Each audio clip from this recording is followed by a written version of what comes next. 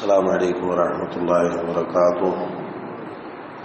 الحمد للہ الواحد القہار والصلاة والسلام علی سید الابرار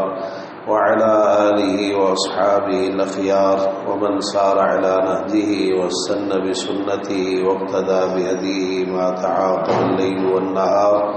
لا حول ولا قوة الا باللہ.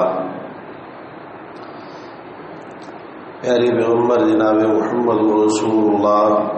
صلی اللہ تعالی علیہ وآلہ وسلم نے ارشاد فرمایا، صحیح مسلم کی روایت ہے، عجبا لامر المؤمن، مومن کے معاملے پر تعجب ہے، ان امرہ کلہ لہ خیر، بلا شبہ اس کا ہر معاملہ اس کے لیے بہتر ہے، ولیس ذلک لأحد الا للمؤمن، یہ کسی کے لیے بھی نہیں ہے سوائے مومن کے. ان اصابتہ سرا شکر فکان خیر اللہ،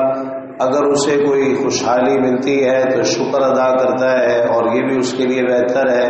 وَإِنْ أَصَابَتْهُ ضَرَّاءٌ صَبَرَ فَكَانَ خَيْرًا لَهُ، اور اگر کوئی تکلیف پہنچتی ہے تو صبر کرتا ہے، یہ بھی اس کے لیے بہتر ہے. آپ نے اس حدیث مبارکہ میں شکر کو سب سے پہلے ذکر فرمایا. ایک مومن کا معاملہ اس لیے ہر اعتبار سے بہتر ہوتا ہے کہ وہ اپنے تمام حالات میں اللہ اور اس کے رسول صلی اللہ علیہ وسلم کی اطاعت اور فرما برداری کرنے والا ہوتا ہے، شریعت کی جو تعلیمات ہیں ان پر عمل پیرا ہوتا ہے. تو شریعت کی تعلیمات میں شکر کی اہمیت بہت زیادہ ہے اور یہ ایک مومن کی زندگی کے اندر بہت زیادہ پایا جاتا ہے. ہمیں ایک ایک چیز پر، ایک ایک نعمت پر، ایک ایک ملنے والی راحت، خوشی اور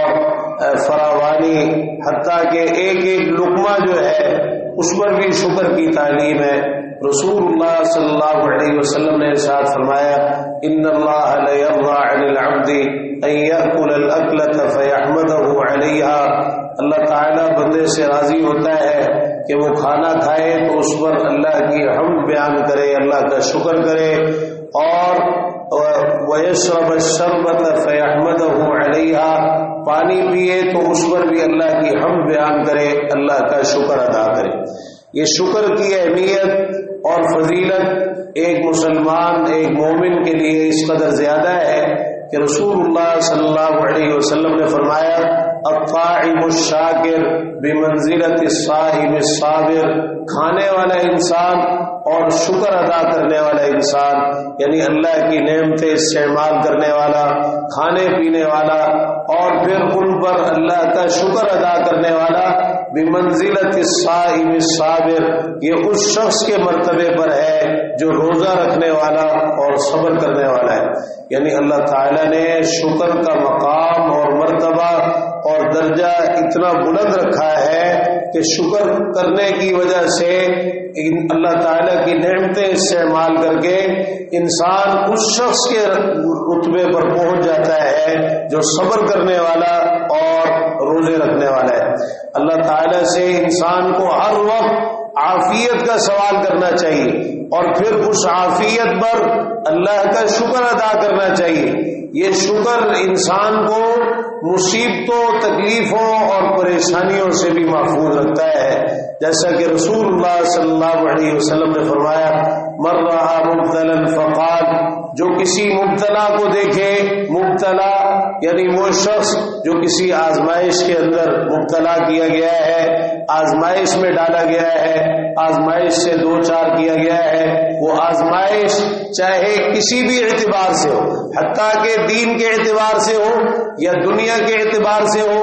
مال کے اعتبار سے ہو یا صحت کے اعتبار سے ہو یا کاروبار کے اعتبار سے ہو، کسی بھی آزمائش والے انسان کو دیکھے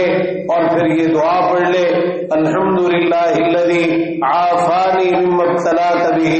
وفضلنی علی کثیر ممن خلق تفضیلا، سب تعریف اللہ کے لیے ہے جس نے مجھے عافیت عطا فرمائی اس چیز سے جس میں اس نے تجھے مبتلا کیا ہے، اور مجھے اپنی بہت سی مخلوق پر بہت زیادہ فضیلت اور برتری عطا فرمائی. اب یہ دعا سراسر شکر پر مبنی ہے کہ انسان کو اللہ نے جو عافیت عطا فرمائی ہے کہ جس آزمائش اور مصیبت سے اس دوسرے شخص کو دوچار کیا ہے اس سے اللہ نے اس کو عافیت دی، اور یہ دعا پڑھ کے اللہ تعالیٰ کا شکر ادا کر رہا ہے اس عافیت پر۔ آپ نے فرمایا اس کا فائدہ یہ ہے لم یصبہ ذلک البلاء، وہ آزمائش اور مصیبت اس شخص کو نہیں پہنچے گی، یعنی اللہ تعالیٰ اسے اس آزمائش اور مصیبت سے محفوظ فرما لے گا۔ اور ایک حدیث میں ہے کہ کائن ما کان، وہ جو کوئی بھی ہو اور وہ آزمائش چاہے کیسی ہی کیوں نہ ہو، اگر کسی مبتلا کو دیکھ کر یہ دعا پڑھ لی تو اس کی برکت اتنی زیادہ ہے اس طرح اللہ کا شکر ادا کرنے کی کہ اللہ تعالیٰ اس آزمائش اور مصیبت سے اس انسان کو محفوظ فرما لے گا۔ تو قرآن مجید میں بھی اللہ تعالیٰ نے شکر کے تعلق سے بہت زیادہ تلقین بھی فرمائی، تاکید بھی فرمائی، اور جگہ جگہ اس کے ثمرات بھی ذکر فرمائے، اور کتنا بڑا یہ ثمرہ ذکر کیا لئن شکرتم لازیدنکم، کہ اگر تم شکر ادا کرو گے تو میں اور زیادہ عطا کروں گا۔ یعنی اللہ تعالیٰ کی نعمتوں کی حفاظت کا واحد ذریعہ شکر ادا کرنا ہے، اور صرف نعمتیں محفوظ ہی نہیں ہوتی بلکہ ان کے اندر اضافہ ہوتا ہے، وہ بڑھتی چلی جاتی ہیں۔ اس کے برعکس ناشکری جو ہے یہ نعمتوں کے چھن جانے کا ذریعہ بنتی ہے کہ ناشکری کی وجہ سے اللہ تعالیٰ مزید نعمتیں بھی روک لیتا ہے، اور جو نعمتیں موجود ہوتی ہیں وہ بھی انسان سے چھننا شروع ہو جاتی ہے۔ انسان اللہ تعالیٰ کا شکر ادا کرے اپنی زبان کے ساتھ کہ اس زبان پر اللہ کی حمد و ثنا ہو، اپنے دل کے ساتھ کہ اس دل کے اندر اللہ کی نعمتوں کا اقرار اعتراف ہو، اور اللہ کی نعمتوں کے ساتھ محبت ہو، اور پھر اپنے اعضاء کے ساتھ اللہ تعالیٰ کا شکر ادا کرے کہ یہ اعضاء اللہ تعالیٰ کی اطاعت اور فرمانبرداری میں استعمال ہو، اور جو نعمت اللہ نے عطا کی ہے اس کو اللہ کی اطاعت میں، اس کی فرمانبرداری میں اللہ کے حکموں کے مطابق استعمال کیا جائے۔ تو یہ شکر جو ہے یہ زندگی کے اندر ناگزیر ہے، اور ناشکری انسان کے لیے انتہائی مضر، انتہائی خطرناک، اور اللہ تعالیٰ کے مختلف عذابوں کا سبب بننے والی ہے۔ اسی لیے قرآن مجید میں اللہ تعالیٰ نے فرمایا ما یفعل اللہ بعذابکم ان شکرتم وآمنتم، اگر تم شکر کرو اور ایمان لے آؤ تو اللہ تعالیٰ تمہیں عذاب دے کر کیا کرے گا۔ اور پھر یہ کہ چاہے چھوٹی سے چھوٹی چیز بھی کیوں نہ ہو اس پر بھی اللہ کا شکر ادا کیا جائے۔ من لم یشکر القلیل لم یشکر الکثیر، فرمایا جو تھوڑی چیز پر اللہ کا شکر ادا نہیں کرتا وہ زیادہ چیز پر بھی اللہ کا شکر ادا نہیں کرتا۔ اور پھر اس حدیث مبارکہ میں آپ نے یہ چند باتیں بیان فرمائی، ایک تو یہ بات، دوسری یہ بات وَمَن لَّمْ يَشْكُرِ النَّاسِ لَمْ يَشْكُرِ اللَّهِ، جو لوگوں کا شکریہ ادا نہیں کرتا وہ اللہ کا بھی شکریہ ادا نہیں کر سکتا۔ اور تیسری بات وَالتَّحَدُّثُ بِنِعْمَةِ اللَّهِ شُكْرٌ، اللہ کی نعمتوں کو بیان کرنا یہ بھی شکر ادا کرنا ہے۔ وَتَرْكُهَا كُفْرٌ، اور اللہ کی نعمتوں کو ترک کر دینا، ان کا تذکرہ نہ کرنا، ان کو بیان نہ کرنا، اور ان نعمتوں کے اثرات کا نظر نہ آنا، اور ان نعمتوں کے جو تقاضے ہیں ان کو پورا نہ کرنا، فرمایا یہ کفر ہے، یہ ناشکری ہے۔